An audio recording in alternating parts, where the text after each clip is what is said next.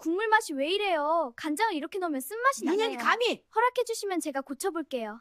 14살짜리 계집아이가 망해가는 주막에 민며느리로 팔려왔을 때 그 아이가 제일 먼저 한 일이 뭔지 아세요? 울었을까요? 도망쳤을까요? 아니에요. 그 아이는 부엌으로 들어가 칼을 잡았어요. 이렇게 맛있을 수가. 생전 이렇게 맛있는 국밥은 처음이야. 그날 주막에서 국밥 한 그릇을 먹던 나그네가 국밥을 먹으며 이렇게 외쳤어요. 그 나그네는 그 맛을 잊지 못했고 그 소문은 장날마다 퍼져나갔습니다. 망해가던 주막이 살아난 건 그 14살 소녀가 손에 칼을 잡은 날부터였어요. 14살의 어린 소녀가 어떻게 그런 맛을 낼 수가 있었을까요? 그 비법을 지금 만나러 갑니다. 사연 시작 전 구독과 좋아요로 마음 나누어 주시고 지금 어디서 듣고 계신지 댓글로 알려주시면 그곳에 건강과 행복이 가득하기를 기원하겠습니다. 그럼 사연 시작하겠습니다. 눈을 떴을 때 제일 먼저 느낀 건 냄새였어요. 쾌쾌한 흙냄새, 집 타는 냄새, 그리고 무언가 쉬어버린 된장 냄새. 내 주방이 아니다. 생각이 그렇게 시작됐어요. 불과 어제까지만 해도 아니, 이 몸으로 따지면 어제라는 말도 맞지 않겠지만 그 이는 서울 한복판 미슐랭 레스토랑의 수석 셰프였어요. 17회 동안 불 앞에서 살았고 42 생일날 갑작스러운 뇌출혈로 쓰러졌습니다. 그리고 깨어나 보니 조선이었어요. 천장은 낮았고 이부자리는 뻣뻣했으며 손은 아직 어른의 손이 아니었어요. 작고 거칠고 손가락 마디엔 이미 굳은 살이 박혀 있었죠. 이 아이는 일을 하고 있었구나. 일어나 앉자 문 너머에서 날카로운 소리가 들렸어요. 거기 아직도 처박혀 있어? 어서 나와서 아궁이 불 좀 살려. 소녀는 잠시 눈을 감았어요. 조리 있게 상황을 정리하는 건 이 몸이 아니라 그 안에 깃든 기억이 하는 일이었어요. 전생의 기억은 선명했습니다. 파인다이닝의 주방, 송로버섯의 향, 갈비찜 소스를 4시간 졸이던 냄비 소리, 제자들이 셰프님 하고 부르던 목소리. 그리고 이 몸의 기억도 서서히 올라왔어요. 어미 없이 자란 가난한 집의 셋째 딸, 14살에 팔리다시피 민며느리로 들어온 아이. 아직 혼례도 올리지 않은 그냥 일손이자 시바지 후보였던 존재. 그래. 소녀는 맨발로 마당에 내려섰어요. 차가운 흙이 발바닥을 찔렀지만 눈빛은 흔들리지 않았어요. 나는 요리를 알아. 그리고 이 시대가 뭘 원하는지도 곧 알 수 있을 거야. 주막의 아침은 소란스러웠어요. 시어머니라 불러야 할 중년 여인은 얼굴이 주름지고 눈초리가 내려앉은 사람이었는데 볼 때마다 어딘지 지쳐 있었어요. 화가 난 게 아니라 그냥 오래 지쳐서 굳어버린 표정이었죠. 불 살렸으면 쌀 씻고 쌀 씻었으면 파 다듬어. 손이 2개야, 3개야? 예. 예. 그게 대답이야? 예, 어머니. 시어머니는 잠시 소녀를 흘겨봤어요. 그 눈빛 속엔 기대도 반가움도 없었어요. 그냥 하나 더 늘어난 입과 하나 더 쓸 수 있는 손. 그게 이 아이를 들인 이유의 전부였으니까요. 주막의 이름은 쉬어가는 집이었어요. 웃기는 이름이었죠. 들어서는 사람마다 쉬어가기는커녕 국밥 한 그릇에 인상을 구기고 나가니까요. 소녀는 처음 사흘은 그냥 지켜봤어요. 부엌에서 무엇을 어떻게 쓰는지, 장은 어디서 사는지, 단골은 몇 명이나 되는지, 그리고 이 주막에서 제일 많이 나가는 음식이 무엇인지. 국밥이었어요. 조선시대 주막의 주식은 국밥이었고 문제는 그 국밥의 맛이 심각하게 형편없었다는 거예요. 소녀는 사흘째 되던 날 새벽에 혼자 부엌에 들어갔어요. 화덕 위에 놓인 국솥을 열고 숟가락으로 한 모금 맛봤어요. 아, 이건 뼈를 너무 짧게 끓였어. 그리고 간장이 질이 안 좋은 건데 양을 더 넣었네. 이러면 쓴맛이 나지. 42회 동안 불 앞에서 갈고 닦은 혀는 거짓말을 하지 않았어요. 뭐해? 깜짝 놀라 돌아보니 주막에 며느리감을 들인 집의 아들, 그러니까 소녀의 미래, 남편이 될 사람 이 문틈에 서 있었어요. 19인가 20쯤 돼 보이는 청년이었는데 키는 컸지만 어딘지 어깨가 처진 사람이었어요. 국 맛보고 있어요. 밤중에? 낮엔 바빠서요. 청년은 뭔가 말하려다 그냥 입을 다물었어요. 그리고 다시 자리로 돌아갔죠. 소녀는 다시 국솥 앞으로 돌아섰어요. 일단 뼈부터, 이 시대에 무엇이 있는지부터 파악하자. 그날 밤 소녀는 화덕 앞에서 잠이 들었어요. 꿈속에서도 불 조절을 하고 있었어요. 장날이 사흘 뒤였어요. 소녀는 시어머니에게 조심스럽게 말을 꺼냈어요. 어머니, 장에 가실 때 저도 데려가 주실 수 있으세요? 내가 왜? 보고 싶은 게 있어서요. 시어머니는 잠시 멈췄어요. 그리고 퉁명스럽게 말했죠. 따라오려면 빨리 와. 장터는 생각보다 다양했어요. 소녀의 눈은 식재료 앞에서만 빛났어요. 들깨, 된장, 고춧가루, 파, 마늘, 그리고 가장 중요한 사골. 이 뼈 얼마예요? 3냥. 2냥에 주시면 안 돼요? 통째로 다 살게요. 시어머니가 옆에서 팔꿈치로 소녀를 쿡 찌르며 나지막이 말했어요. 돈도 없는데 뭘 산다고. 제가 이걸로 국물을 다시 만들어 볼게요. 맛이 없으면 제 세경에서 빼도 좋아요. 시어머니는 말을 잇지 못했어요. 그 작은 아이가 그렇게 단단한 눈으로 자신을 바라보고 있었으니까요. 결국 뼈는 2냥 반에 샀어요. 소녀가 흥정을 한 거예요. 그날 저녁 사골이 화덕에 올라갔어요. 처음엔 센 불로 핏물을 제거한 다음엔 약불로 천천히. 다음 날 아침까지 소녀는 화덕 곁에서 졸며 불을 지켰어요. 그리고 그 다음 날 아침 주막의 첫 손님이 국밥을 받아들었을 때 아무 말도 하지 않았어요. 그냥 묵묵히 먹었어요. 그런데 그릇을 다 비우고서야 고개를 들었어요. 한 그릇 더. 시어머니의 눈이 동그래졌어요. 챕터 1은 이렇게 끝이 납니다. 14살 소녀가 칼을 잡은 첫날. 아무도 몰랐어요.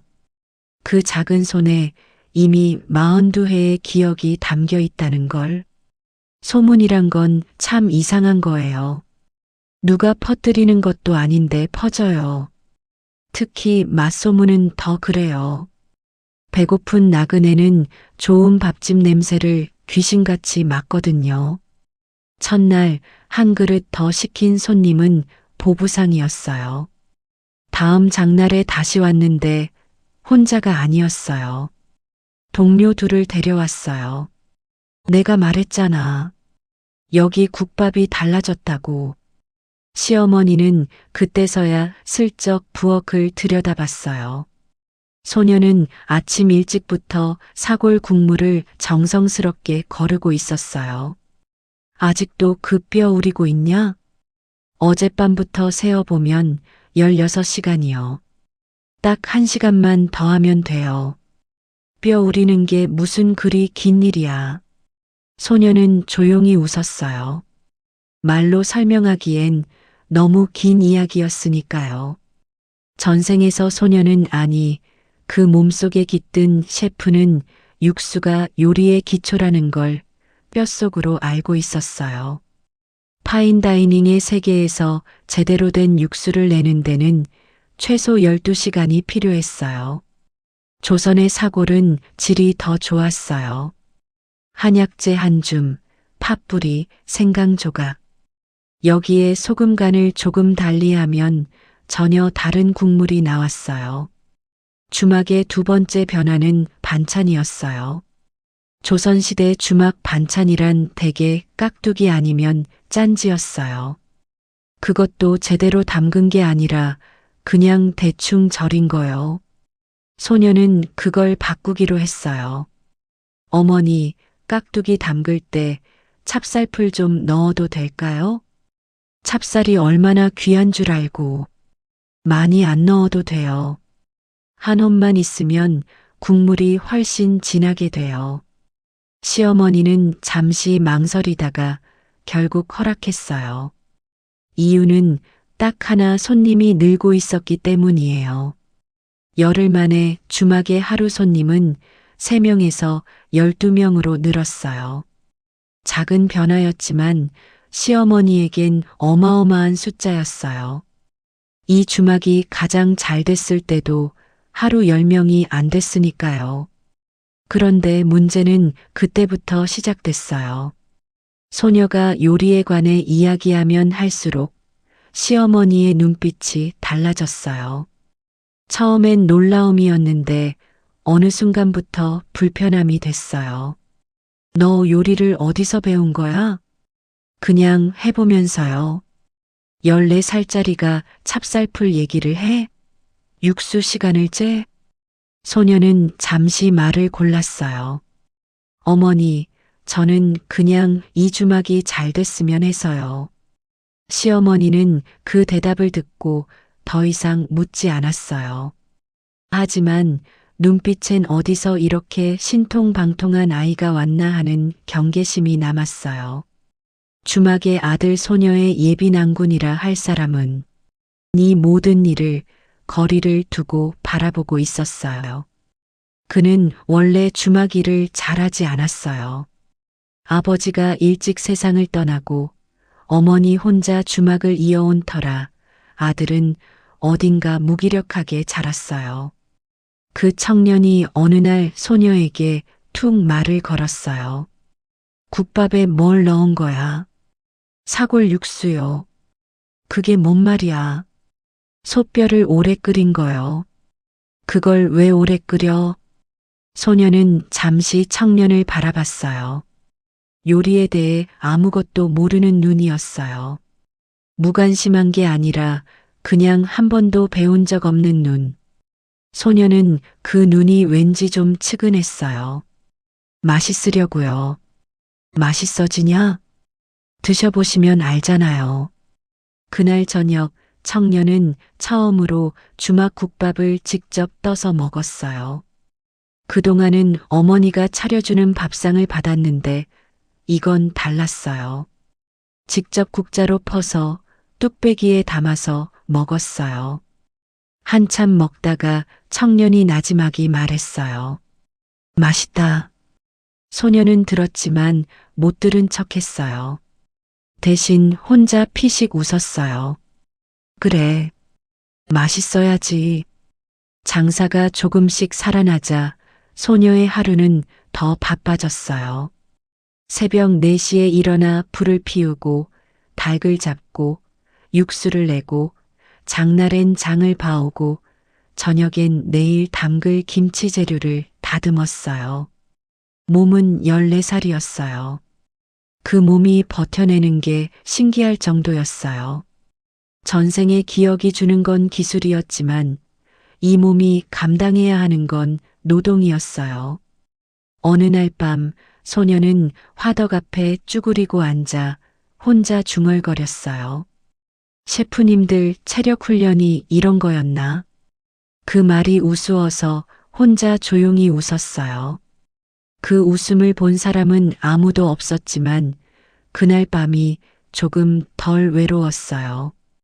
주막이 소문나기 시작하면서 한 가지 변화가 더 생겼어요. 근처 다른 주막 주인이 직접 찾아온 거예요. 웃으면서, 그러나 눈은 웃지 않으면서, 이 집 국밥이 달라졌다 해서 와봤어. 어떻게 된 거야? 새 양념이라도 넣은 거야? 시어머니는 괜히 긴장해서 소녀를 바라봤어요.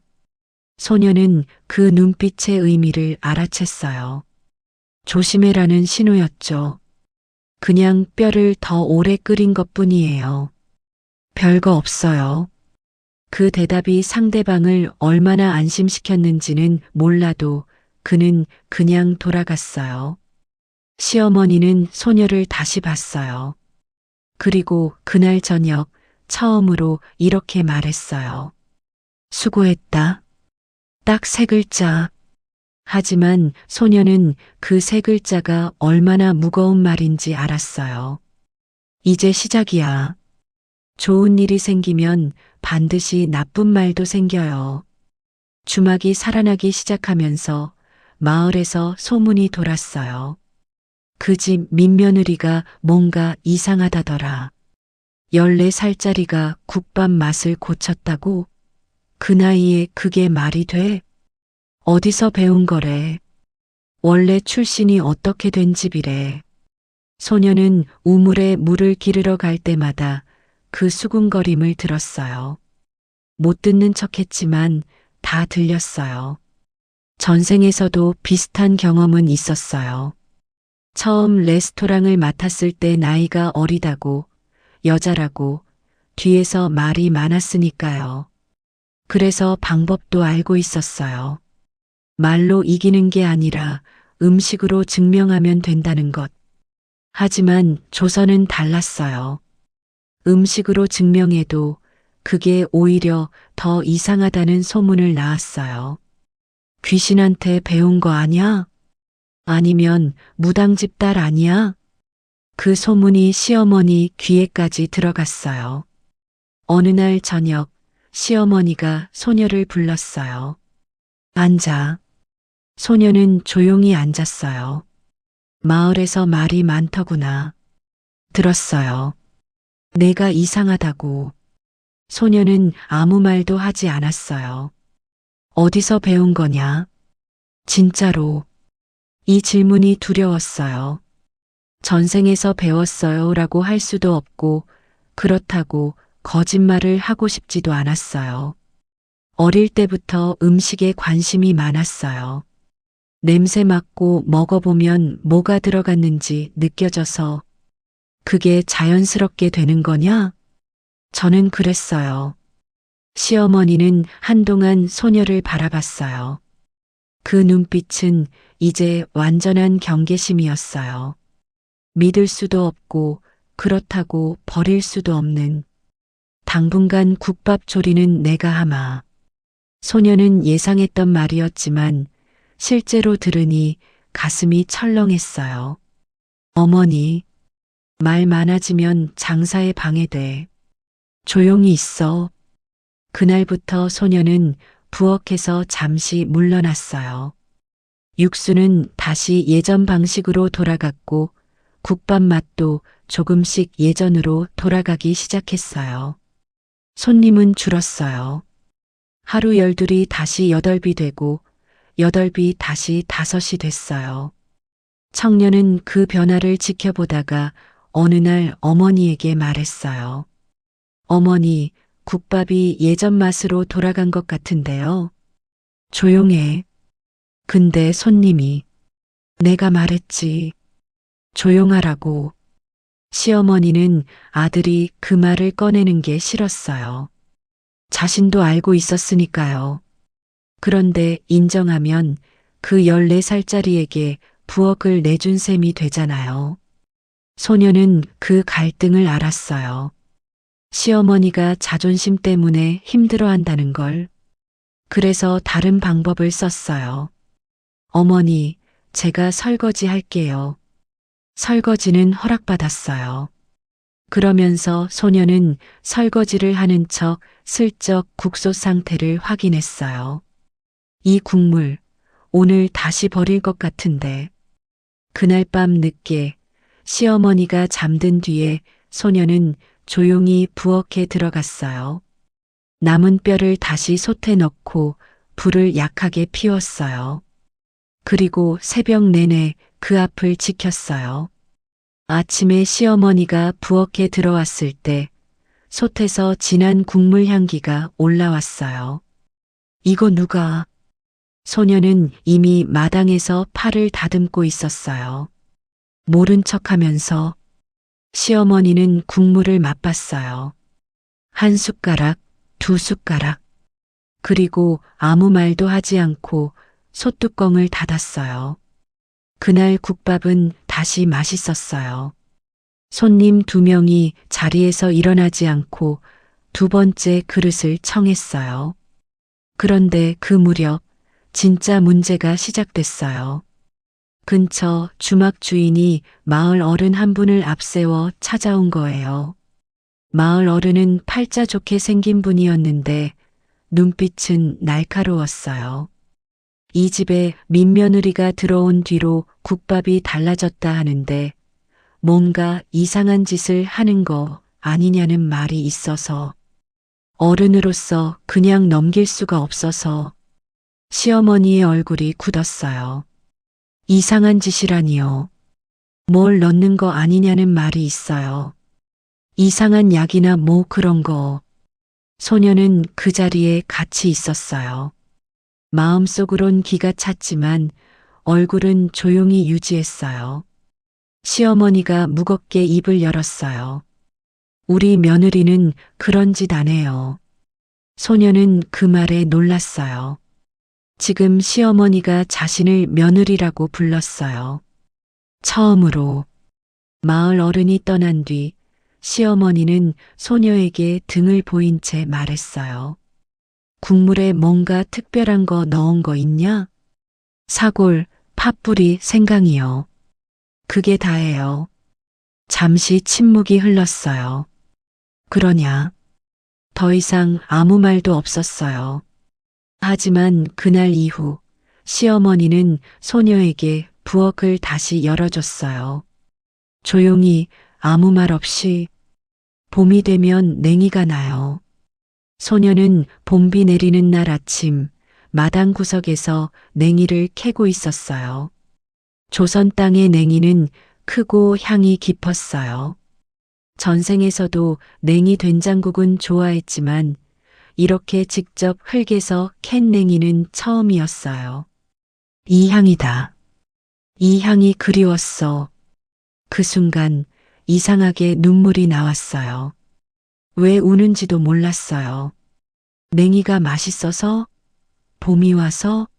아니면 이 낯선 시대에서 처음으로 여기서도 살 수 있겠구나 하는 생각이 들었기 때문에 소녀는 조용히 눈물을 닦고 냉이를 계속 다듬었어요. 왜 울어?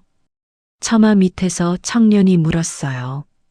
봄비가 눈에 들어가서요. 비 안 맞는 데 있는데. 안 들어가도 돼요. 청년은 잠시 말이 없었어요. 그러다 처마 밑에서 나와 소녀 옆에 쪼그려 앉았어요. 비가 조금씩 그의 어깨를 적셨어요. 나 도와주려고? 냉이 다듬는 거 구경하는 거야. 소녀는 피식 웃었어요. 냉이 어떻게 요리할 거야? 된장국이요. 된장국은 어머니도 할 줄 아는데. 달라요. 뭐가? 냉이를 어떻게 손질하느냐에 따라 맛이 달라지거든요. 뿌리를 살리느냐 버리느냐. 뿌리를 살려야 해? 이 냉이는 살려야 해요. 향이 뿌리에 다 있어서.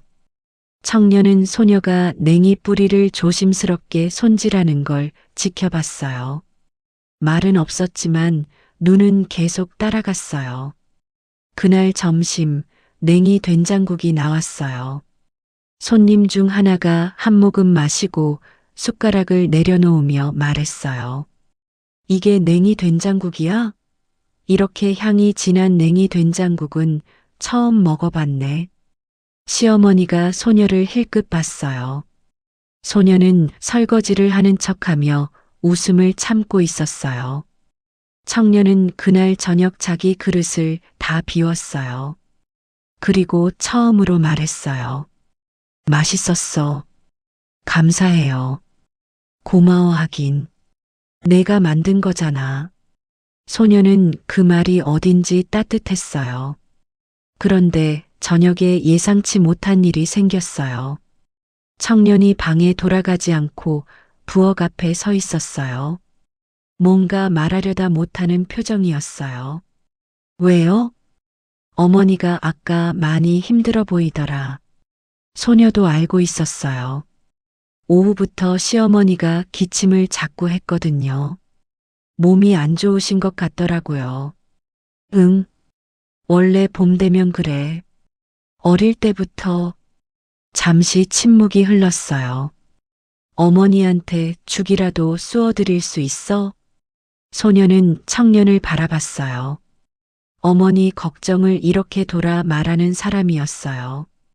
직접 어머니가 걱정된다가 아니라 그냥 소녀에게 묻는 방식으로 어릴 때부터 그래라는 말이 마음에 걸렸어요. 이 청년도 오래 혼자 이 집을 지켜왔구나 싶었어요. 죽보다 미움이 나을 것 같아요. 쌀을 더 오래 끓인 거요. 소화도 잘 되고. 그거 해줄 수 있어? 해드릴게요. 소녀는 그날 밤 미음을 썼어요. 쌀을 충분히 불려 약불에 천천히. 그리고 잣을 조금 갈아 넣었어요. 잣은 고소하고 소화가 잘 됐어요. 시어머니 방문을 두드렸어요. 어머니, 드세요.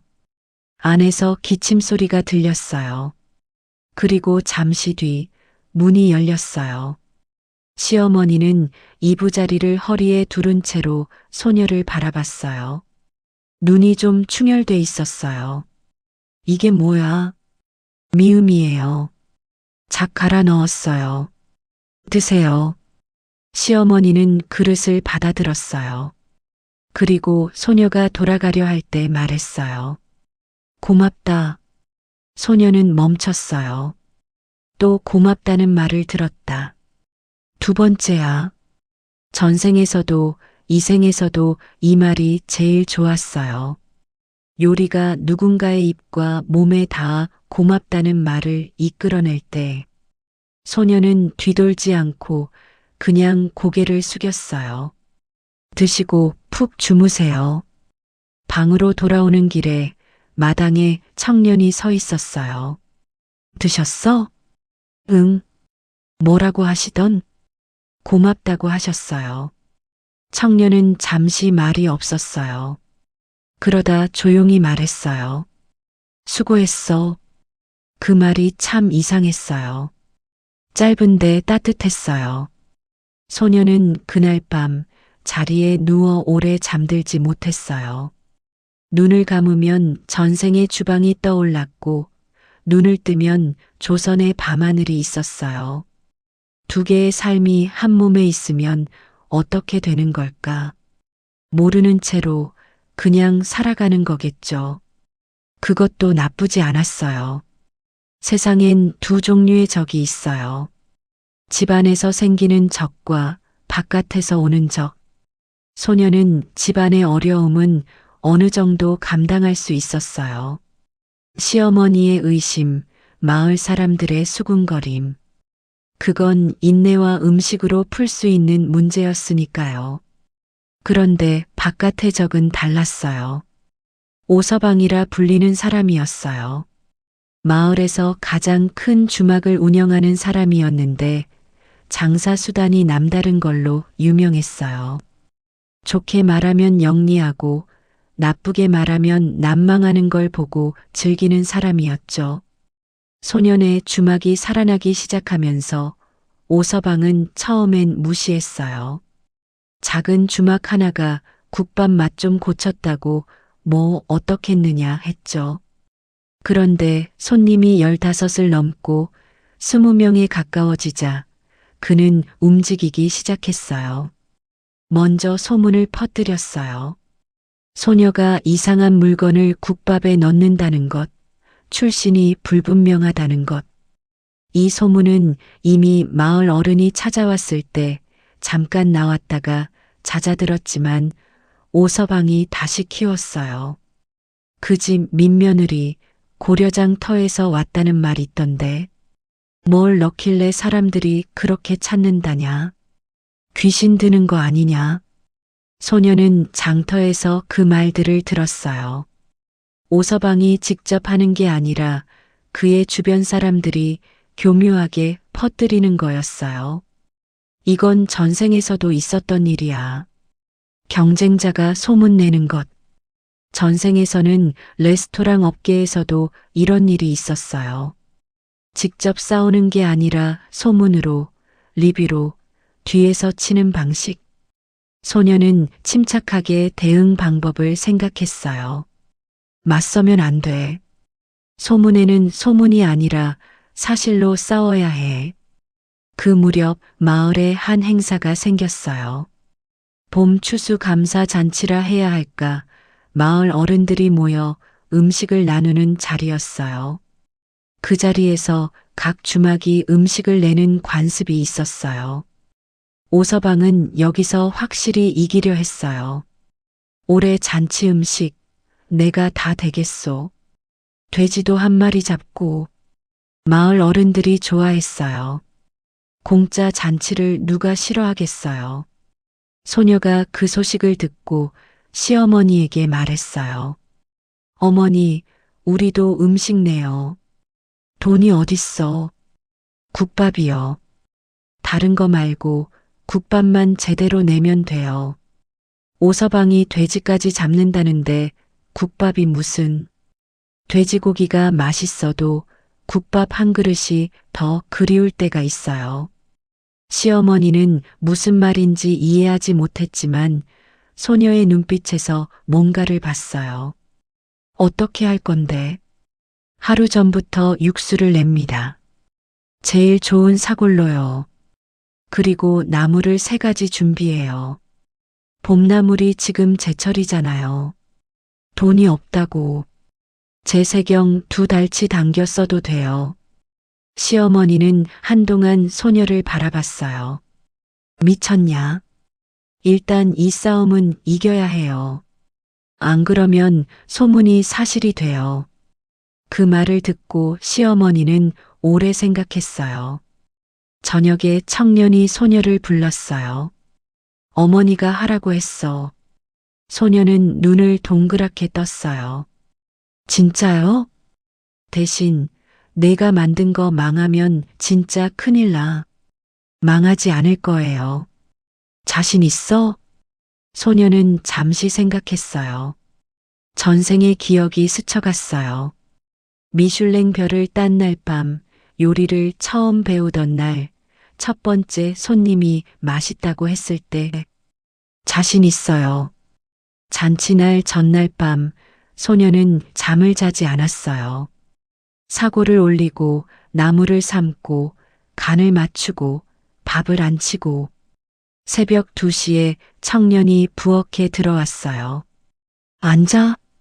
내일 중요한 날이에요. 나도 도울까? 소녀는 잠시 청년을 봤어요. 파 썰 수 있어요? 해볼게. 청년은 소녀 옆에 앉아 파를 썰었어요. 처음엔 삐뚤빼뚤했지만 소녀가 조용히 방법을 알려줬어요. 이렇게 누르면서 썰면 돼요. 청년의 손이 조금씩 안정됐어요. 둘이 나란히 앉아 파를 써는 새벽 2시. 그 장면이 나중에 소녀가 기억하는 가장 평화로운 장면이 됐어요. 잔치날이 됐어요. 오서방의 상엔 돼지고기 구이, 전, 잡채가 올라왔어요. 화려했어요. 사람들이 처음엔 그쪽으로 몰렸어요. 소년의 상엔 국밥과 봄나물 3가지가 전부였어요. 처음엔 아무도 오지 않았어요. 소녀는 그 앞에 조용히 서 있었어요. 마음이 흔들렸어요. 잠깐 딱 한 번만. 그런데 한 할머니가 다가왔어요. 국밥이야? 요즘 소문 난 집이지? 예, 어르신. 한 그릇 먹어볼게. 할머니가 국밥을 한 숟가락 떠서 드셨어요. 그리고 잠시 눈을 감았어요. 어이구, 이게 무슨 맛이야? 그 말이 들렸어요. 주변에 있던 사람들이 슬슬 고개를 돌렸어요. 뭐가? 이거 맛있어. 진짜로. 그날 소년의 국밥은 마지막 한 그릇까지 다 나갔어요. 오서방의 돼지고기는 남았어요. 오서방의 눈빛이 차갑게 굳었어요. 소년은 그 눈빛을 봤어요. 이 싸움이 끝난 게 아니라 이제 진짜 시작됐다는 걸 알았어요. 잔치에서 이긴 뒤 2달이 지났어요. 주막은 이제 마을에서 소문난 집이 됐어요. 하루 손님이 25을 넘는 날도 생겼어요. 시어머니의 얼굴에 오랜만에 편안함이 돌아왔고 청년도 주막 일을 함께 거들기 시작했어요. 소녀는 매일 새벽 화덕에 불을 피우면서 이상하게 이 삶이 나쁘지 않다는 생각을 했어요. 내가 이 시대에 온 이유가 있다면 이런 거겠지. 그런데 그 생각을 한 다음 날이었어요. 관아에서 사람이 왔어요. 관복을 입은 포졸 2명이 주막 마당에 서서 시어머니를 불렀어요. 이 집에서 음식에 이상한 약재를 넣었다는 고발이 들어왔소. 시어머니의 얼굴이 순식간에 하얗게 됐어요. 소녀는 부엌 문틈에서 그 장면을 봤어요. 오서방이 움직였구나. 고발 내용은 이랬어요. 소녀가 국밥에 어딘가 불법으로 들여온 약재를 넣어 사람들을 현혹시켰다는 것. 증거로는 누군가가 국밥을 먹고 이상했다는 증언이 있다는 것. 물론 터무니없는 말이었어요. 하지만 조선시대의 관아의 고발은 증거보다 소문이 먼저였어요. 며칠 내로 조사가 있을 거요. 주막 문을 열지 마시오. 포졸들이 떠나고 마당엔 침묵이 흘렀어요.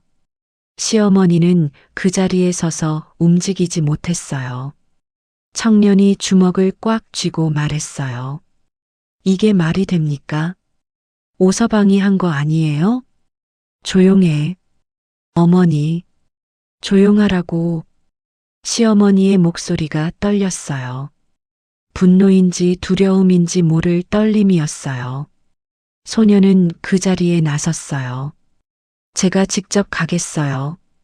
2 사람이 소녀를 바라봤어요. 관아에 가겠어요. 조사 기다릴 것 없이 제가 먼저 가서 설명하겠어요. 너 혼자 어떻게?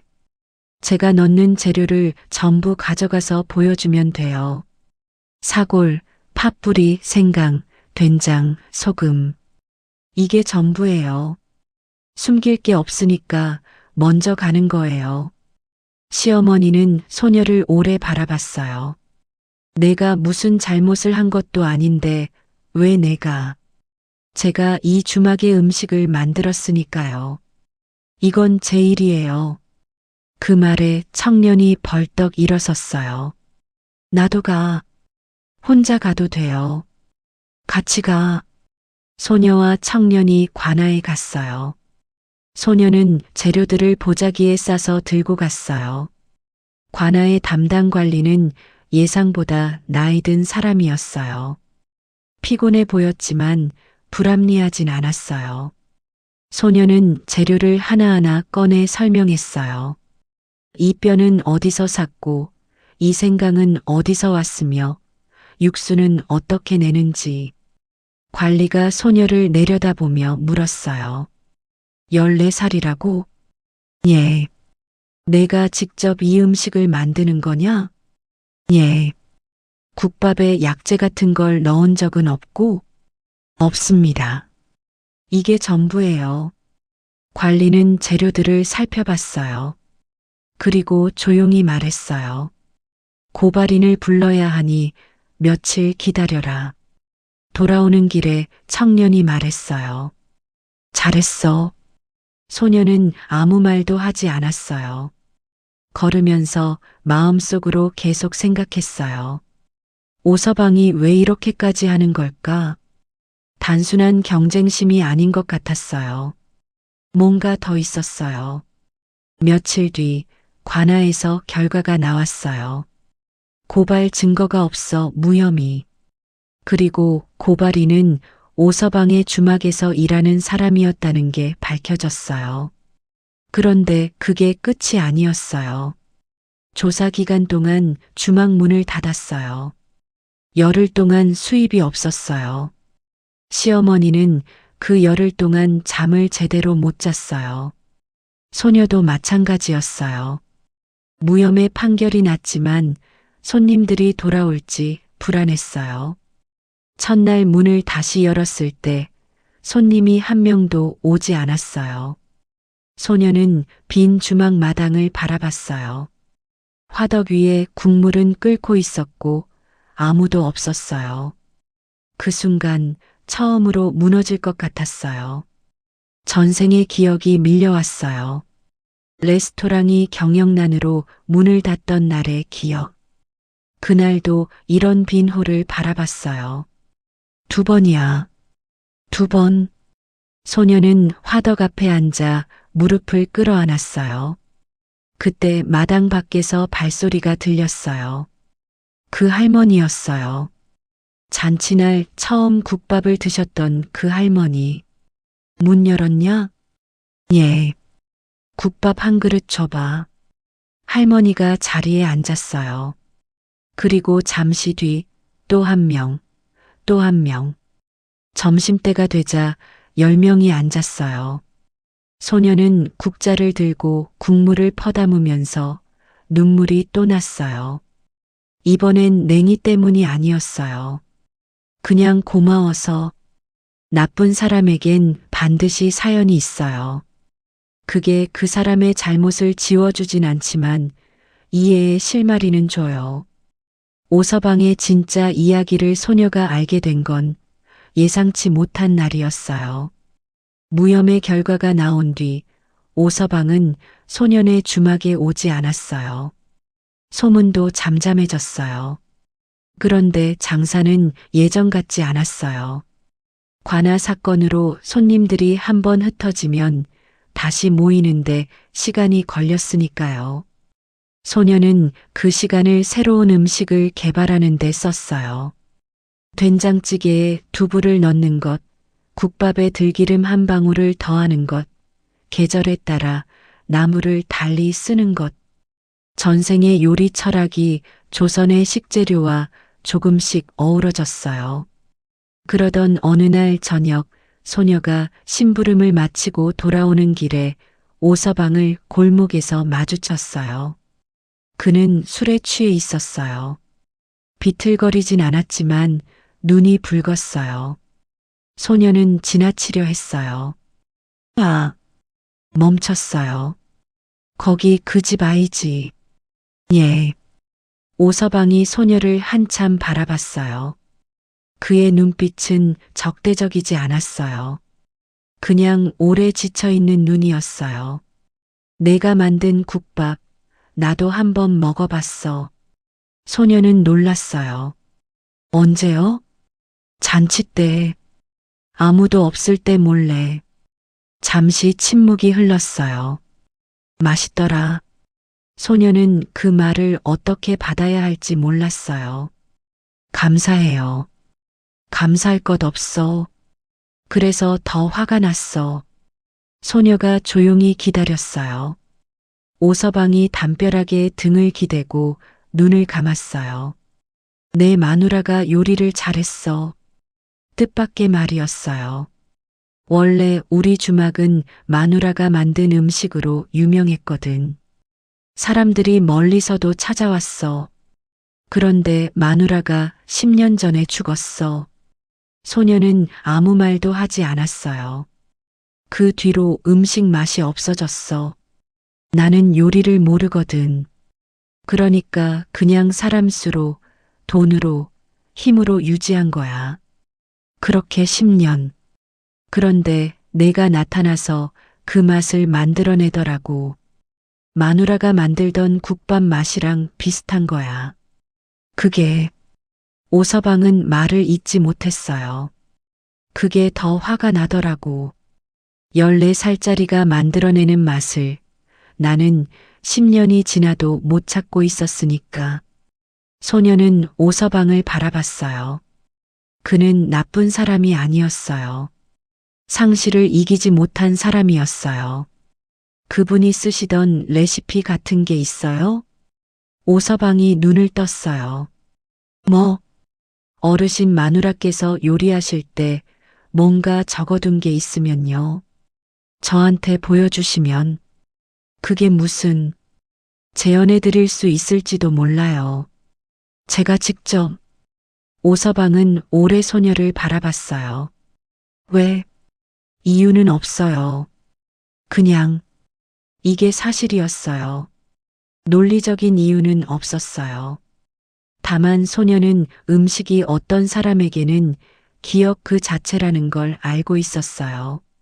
전생에서도 그랬고 이생에서도 그랬어요. 오서방은 한참 뒤에 일어섰어요. 생각해 볼게. 그리고 골목을 나갔어요.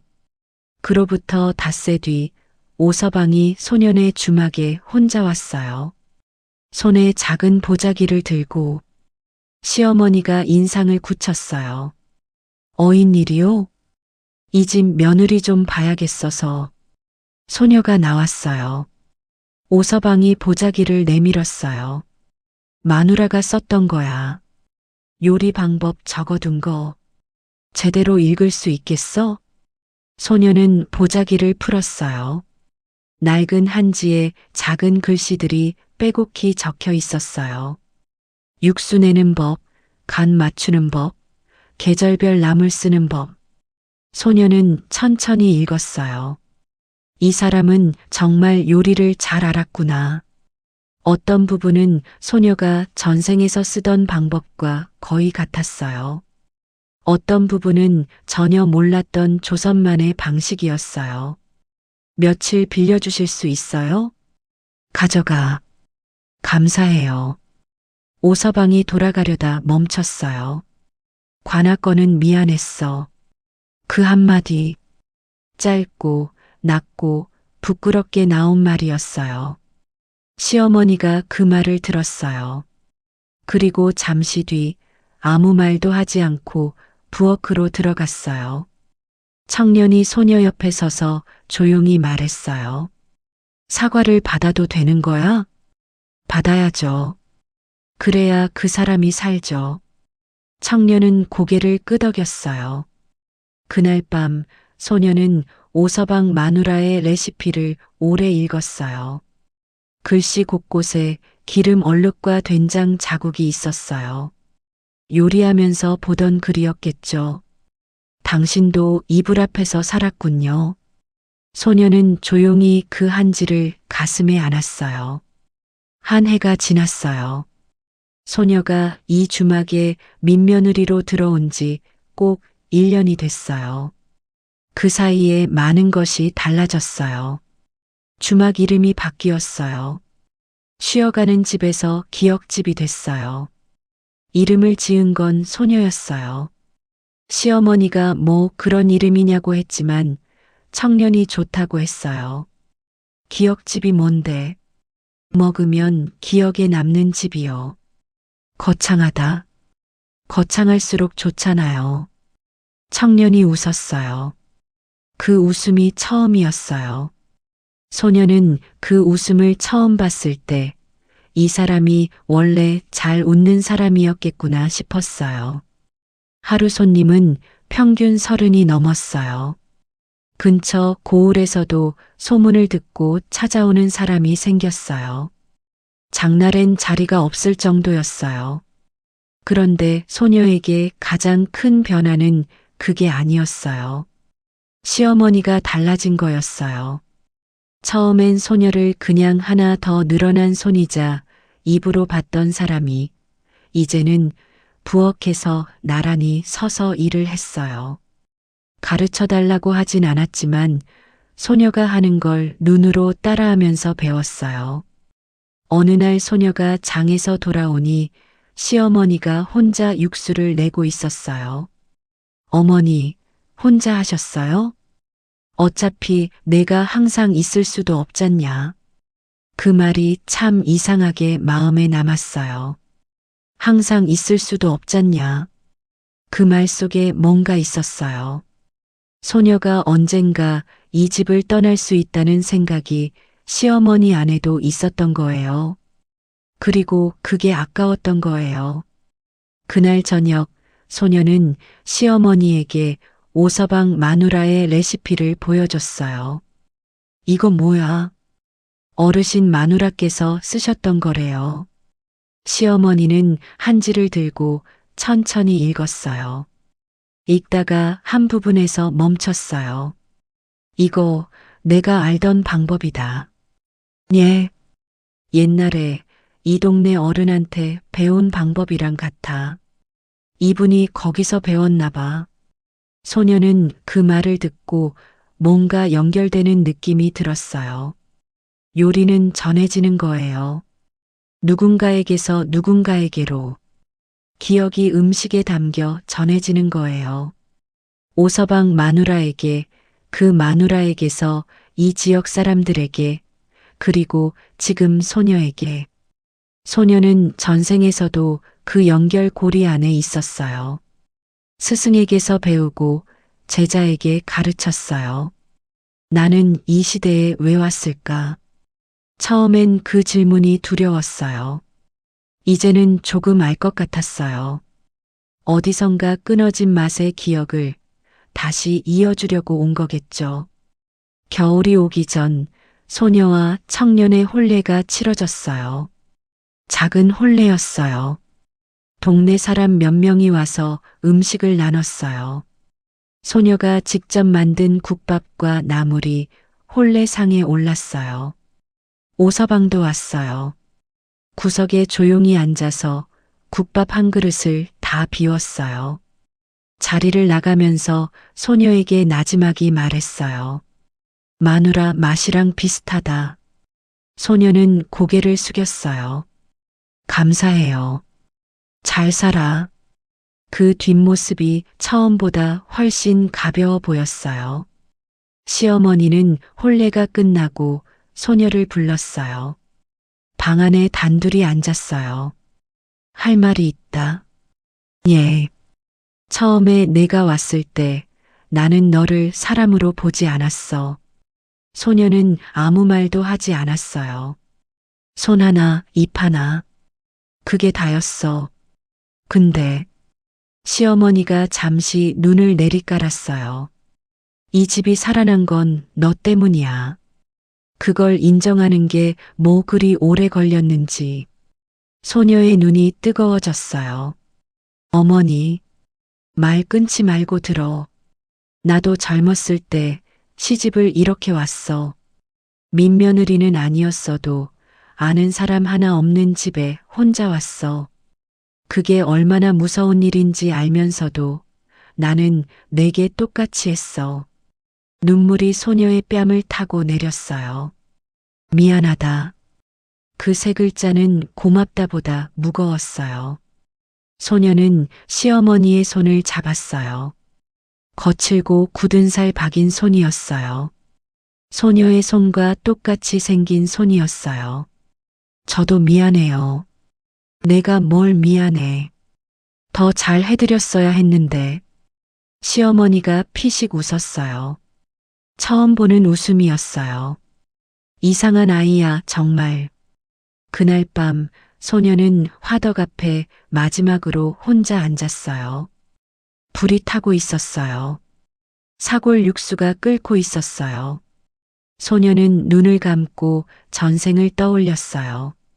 42해의 기억, 주방에서의 날들, 요리를 처음 배웠을 때의 설렘, 마지막 날 쓰러지던 순간, 그리고 지금 이 몸, 이 시대, 이 주막. 두 개의 삶을 살았지만 하나로 이어진 삶이구나.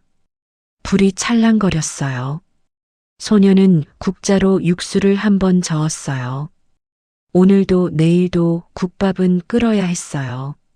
누군가 배고프고 지쳐서 이 주막 문을 열고 들어올 테니까요. 그 사람에게 뜨겁고 진한 국물 한 그릇을 줄 수 있다면 그게 이 삶의 이유예요. 그리고 그것으로 충분했어요. 사람은 저마다 두 번의 삶을 살아요. 한 번은 태어난 대로, 한 번은 선택한 대로. 이 이야기 속 소녀는 두 번의 삶을 한 몸에 담았어요. 처음 삶에선 최고가 됐고, 두 번째 삶에선 가장 기본으로 돌아왔어요. 뜨거운 국밥 한 그릇, 새벽 화덕 앞에서 불을 지키는 손, 차가운 땅에 맨발로 서서 냉이를 캐던 아침. 그 단순한 것들이 사람의 마음을 열고 무너진 가정을 세우고 원망하던 사람을 돌아서게 만들었어요. 요리는 기억이에요. 누군가의 손에서 다른 누군가의 손으로 전해지는 말보다 오래 남는 기억. 여러분 곁에도 그런 기억이 있지 않나요? 어머니가 끓여주시던 국물 한 그릇. 아무 말 없이 밥상을 차려주던 그 뒷모습. 그 맛이 기억나신다면 이미 여러분 안에 그 온기가 살아있는 거예요. 오늘 이야기는 여기서 마칩니다. 다음에 또 이렇게 만나요.